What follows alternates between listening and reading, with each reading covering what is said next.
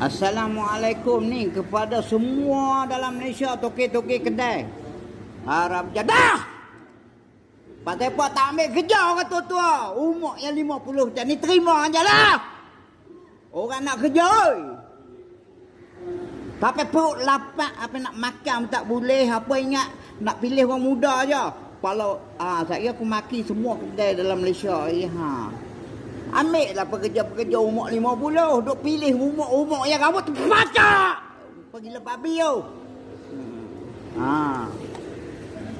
Tu Pakcik Mak marah tu. Ni duk pilih kan.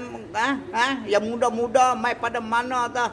Ni orang tua apa boleh buat kerja bodoh. Orang tua apa boleh buat kerja.